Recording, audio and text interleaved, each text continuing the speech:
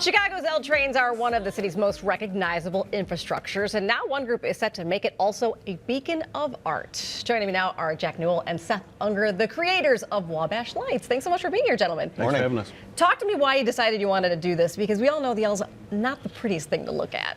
Yeah, well, Jack and I were having conversations about, how we can make an impact in the city of Chicago, and we looked at the L as something that was iconically Chicago, that people recognize as a part of the city, but it was also something that people kind of took for granted, and so we wanted to create a piece of public art that would highlight that and put a spotlight on some of the things that are great about Chicago. Well, and what I like about this project is it's multi-layered. You're not even just talking about art, you're talking about STEM, you're talking about fundraising, there's a lot to it.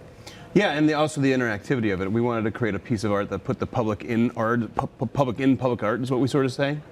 And so that's with the texting a light and all these different ways that you can engage the lights to try to make you have an impact on the city that you live in. Okay, so do I understand it correctly? You use your phone and there's an app and you can play like Simon with it?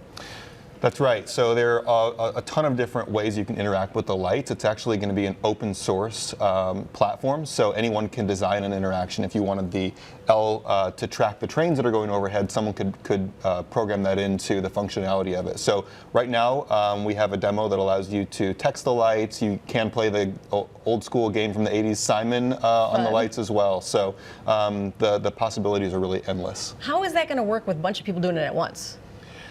Technically speaking. Good question. Okay, so, I don't know how that works. It's kind of built so that people can kind of interrupt it, and the more people that are playing, actually, I think the more beautiful it actually ends up looking, because it adds that dynamism to it when there's more than just a few people changing the colors and so on. And this is just the start of what you hope is a much bigger project, correct? Yeah, I mean, what we want to do is start with the Wabash Lights and then potentially bring it to other neighborhoods in the city of Chicago and make it a citywide sort of thing. Chicago's so good at bringing public art out. It just really makes the city so much more unique and beautiful for everyone, really. No, totally. You want to show us how it works? Sure. Can we have some lights set up over here? It reminds me a little, up close at least, it reminds me a little bit of the lights that you see at O'Hare. Sure, yeah. So, okay, so how's it going to work?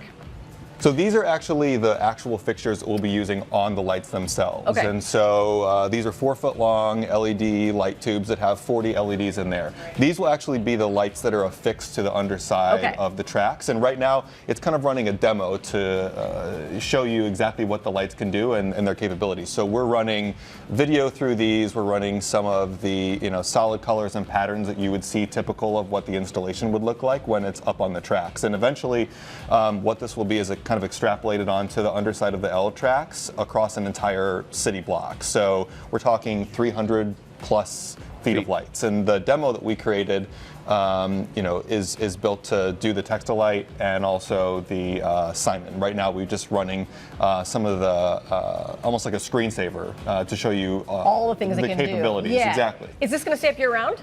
Yeah. That's amazing, because it looks so pretty in the winter. Yeah. And the rest of the city doesn't look so pretty. If you were on Wabash, what was it, 2 years ago, 3 years ago, we actually had a test of lights up. I thought I saw that there. Okay. For like 12 feet of light outside of the Palmer House Hilton. And these were up. Not these specifically, but these were up. And they lasted 18 months. And you guys have a fundraiser coming up that people can get involved with the project as well? Yeah, it's called Light Bash. This is our second year that we've been doing this. It's going to be on October 24th, so about 9 days from now, a week from Thursday. It's at Ovation in the West Loop in Chicago from 6 to 9 p.m. And this is our second year, as I mentioned, and we always have a lot of surprises and light activations, live music, and different kinds of performances. So, yeah, we hope to see everyone out there. It's always a good time. And I love that people can get involved with the art all year long. Yeah. That's great. Seth and Jack, thank you so much for being here. For more information on Wabash Lights or to get tickets for this year's Light Bash on October 24th, go to wabashlights.com.